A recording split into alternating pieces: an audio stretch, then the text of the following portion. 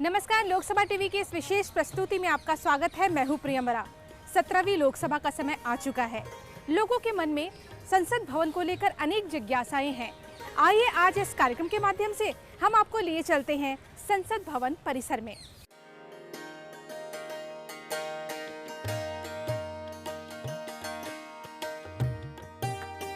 स्वागत कार्यालय से आरंभ होकर संसद भवन, संसदीय सौध और संसदीय ज्ञानपीठ अथवा संसद ग्रंथालय को मिलाकर संपूर्ण संसद परिसर बनता है।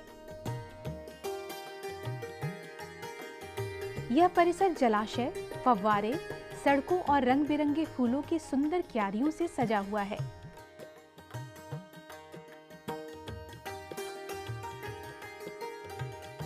यह सारा परिसर सजावटी लाल पत्थर की दीवारों तथा लोहे के जंगलों और लोहे के ही विशाल दरवाजों से घिरा हुआ है। इस भवन की अभिकल्पना दो मशहूर वास्तुकारों एडविन लुटियंस और हर्बर्ट बेकर ने तैयार की थी।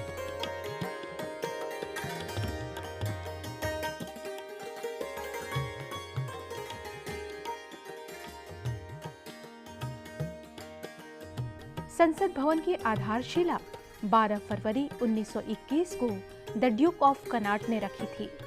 इस भवन के निर्माण में 6 वर्ष लगे और इसका उद्घाटन 18 जनवरी 1927 को भारत के तत्कालीन गवर्नर जनरल लॉर्ड इरविन ने किया। संसद भवन के वास्तुशिल्प में भारतीय परंपरा की गहरी छाप मिलती है। भवन के भीतर और बाहर फव्वारों की बनावट, भारतीय प्रतीकों के प्रयोग और संगमरमर से बनी तरह तरह की जाली प्राचीन इमारतों और स्मारकों की याद दिलाते हैं। संसद भवन परिसर में भारत के इतिहास की उन विभूतियों की प्रतिमाएं हैं जिन्होंने राष्ट्रहित के लिए महान योगदान दिया है। संसद भवन के 12 द्वार हैं, जिनमें से संसद मार्ग पर स्थित द्वार संख्या 1 मुख्य द्वार है। द्वार संख्या 1 के सामने बने गोलाकार भवन में स्थित स्वागत कार्यालय सदस्यों, मंत्रियों आदि से भेंट करने या संसद की कार्यवाही देखने के लिए आने वाले लोगों का विश्राम स्थल एवं प्रवेश द्वार है। भवन का बाहरी भाग लाल बालू पत्थर से बना है। परिसर में प्रवेश के साथ ही संसद भवन की ओर मुख किए चिंतन मुद्रा में लीन महात्मा गांधी की 16 फुट ऊंची कांस्य प्रतिमा स्थापित है। इस प्रतिमा का निर्माण सुप्रसिद्ध शिल्पकार रामवी सुतार ने किया और अनावरण 2 अक्टूबर 1993 को भारत के तत्कालीन राष्ट्रपति शंकर दयाल शर्मा ने किया था। यह प्रतिमा शहरी विकास मंत्रालय द्वारा भेंट की गई थी।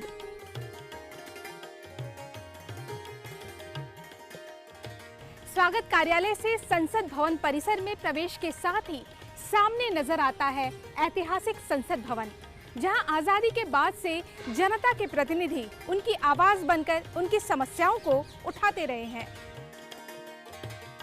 संसद भवन एक विशाल वृत्ताकार भवन है जिसका व्यास 560 फुट है और इसकी परिधि 1 मील की 1/3 यानी 536.33 मीटर है तथा यह लगभग 6 एकड़ क्षेत्रफल में फैला हुआ है।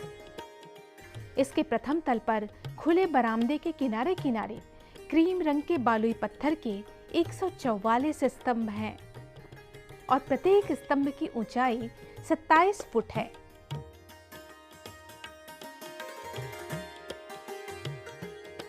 इसमें भारतीय कला की प्राचीन विशेषताओं के साथ ध्वनि व्यवस्था, वातानुकूलन, भाषांतरण और स्वचालित मतदान आदि जैसी आधुनिक उपलब्धियां भी शामिल हैं। भवन का केंद्रीय तथा प्रमुख भाग उसका विशाल वृत्ताकार केंद्रीय कक्ष है। इस केंद्रीय कक्ष का ऐतिहासिक महत्व है। यह गोलाकार है और इसके गुंबद का व्यास 98 फुट है।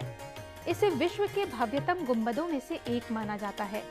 15 अगस्त 1947 को ब्रिटिश शासन द्वारा भारत को सत्ता का हस्तांतरण इसी कक्ष में हुआ था। भारतीय संविधान की रचना भी केंद्रीय कक्ष में ही हुई थी। शुरू में केंद्रीय कक्ष का उपयोग पूर्ववर्ती केंद्रीय विधानसभा और राज्यसभा के ग्रंथागार के रूप में किया जाता था।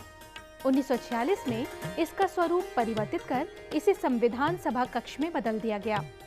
9 दिसंबर 1946 से 24 जनवरी 1950 तक वहां संविधान सभा की बैठकें हुईं। वर्तमान में केंद्रीय कक्ष का उपयोग दोनों सभाओं की संयुक्त बैठकें आयोजित करने के लिए किया जाता है। इसके 3 कक्ष लोकसभा, राज्यसभा और पुराना ग्रंथालय कक्ष है और इनके मध्य एक छोटा सा उद्यान है। लोकसभा कक्ष अर्धवृत्ताकार है, जिसका फ्लोर एरिया लगभग 4800 वर्ग फुट यानी 446 वर्ग मीटर है। कक्ष में 550 सदस्यों के बैठने की व्यवस्था है। सीटें 6 खंडों में बटे होते हैं। प्रत्येक खंड में 11 कतारें हैं। राज्यसभा कक्ष भी लगभग लोकसभा कक्ष के नमूने पर बना है, लेकिन आकार में उससे छोटा है। इसमें बैठने की क्षमता 250 है। यहाँ भी वे सारी सुविधाएं हैं जो लोकसभा कक्ष में है।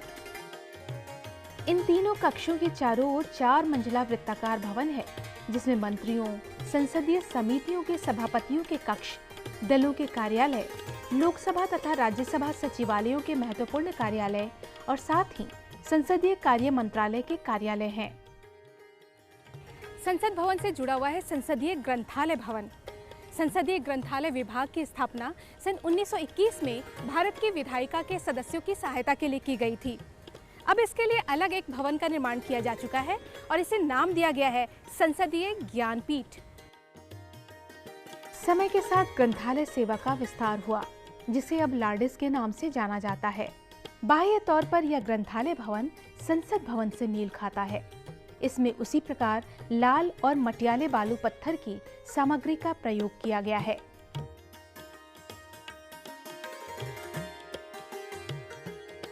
सदन के दौरान विभागीय रिपोर्ट, बुलेटिन, राष्ट्रपति का अभिभाषण, चर्चा आदि की प्रतियों के अलावा अनेक पत्र पत्रिकाओं को एक साथ एक जगह संसद भवन के भव्य ग्रंथालय में पाया जा सकता है।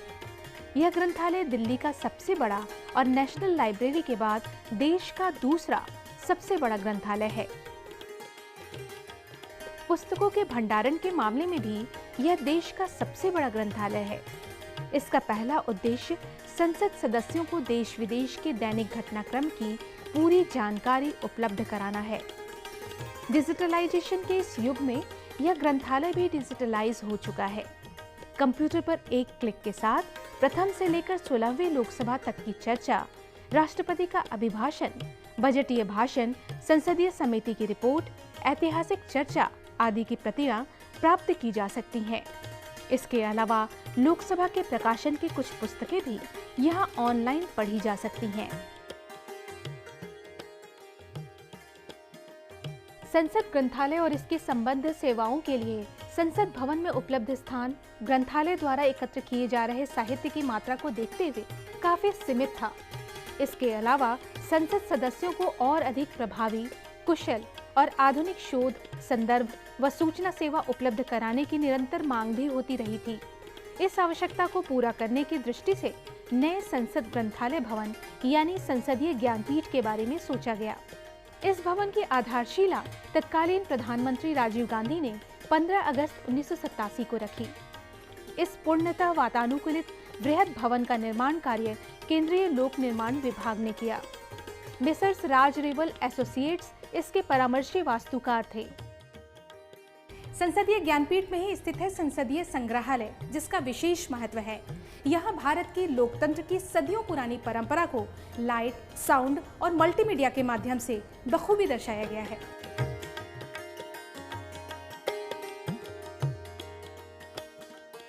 प्राचीन काल से लेकर अब तक चली आ रही लोकतंत्र की परंपरा को संसदीय संग्रहालय में दर्शाया गया है।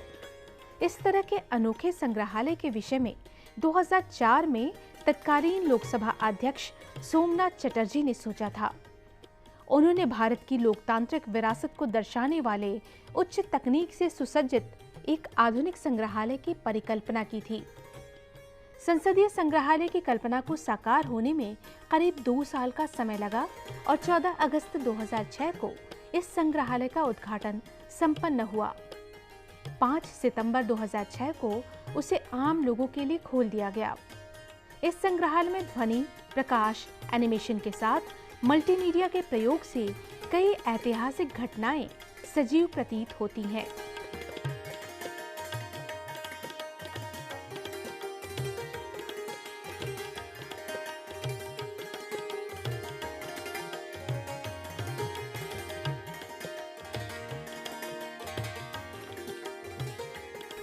संविधान की प्रारूपण समिति से लेकर लोकतंत्र के तीनों स्तंभ, मतदान कैसे दिया जाता है, लोकसभा, राज्यसभा, केंद्रीय कक्ष कैसे दिखते हैं, ये सभी यहाँ छोटे स्तर पर समझाया एवं दर्शाया गया है।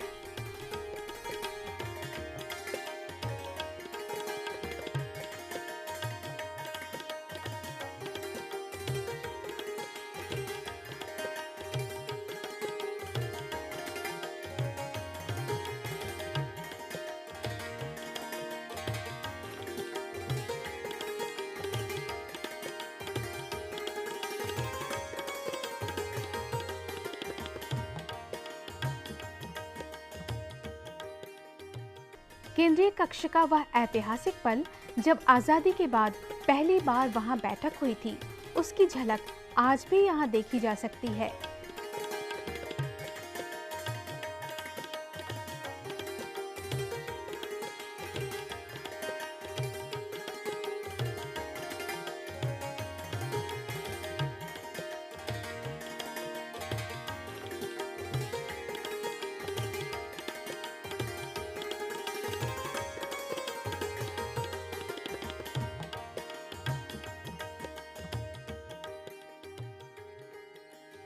आजादी के बाद संसद के कार्य में वृद्धि हुई, कार्यालयों की मांग बढ़ी। संसद सदस्यों की सुविधाओं को देखते हुए संसदीय सौध का निर्माण किया गया। संसदीय सौध के पुराने भवन को केंद्रीय लोक निर्माण विभाग के मुख्य वास्तुविद जेम बेंजामिन ने डिजाइन किया था। भारत के तत्कालीन राष्ट्रपति वीवी गिरी ने 3 अगस्त 1970 को संसदीय सौध का शिलान्यास किया। 24 अक्टूबर 1975 को इसका उद्घाटन किया गया।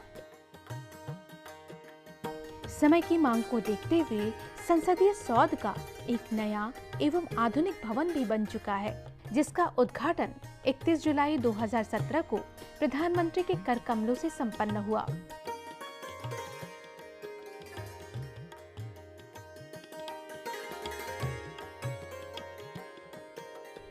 इस भवन को आधुनिकतम उपकरणों एवं विशेष साज सज्जा से तैयार किया गया है। संसदीय सौध में सदस्यों के लिए विशेष सुविधाएं जैसे कैंटीन, बैंक, चिकित्सा केंद्र जैसी अनेक सुविधाएं उपलब्ध हैं। संपूर्ण परिसर देश के गौरवशाली इतिहास से जुड़े व्यक्तित्व एवं प्रतीक की भव्य प्रतिमाओं से सजा हुआ है। संसद भवन का संपूर्ण परिसर हरियाली से आच्छादित है। यहाँ प्रकृति की अनुपम छटा देखने को मिलती है। यहाँ लगे विभिन्न प्रकार के वृक्ष पक्षियों का रैन बसेरा है। मौसमी फूलों की क्यारियां भी परिसर को खूबसूरत बनाती हैं। बारिश के दिनों में संपूर्ण परिसर धुलकर और भी सुंदर बन जाता है। राष्ट्रीय पक्षी मोर भी यदाकदा यहाँ टहलते नजर आ जाते हैं। कुछ सालों में इस भवन के 100 साल पूरे हो जाएंगे। संपूर्ण परिसर को सजाने एवं संवारने का काम लगातार जारी है।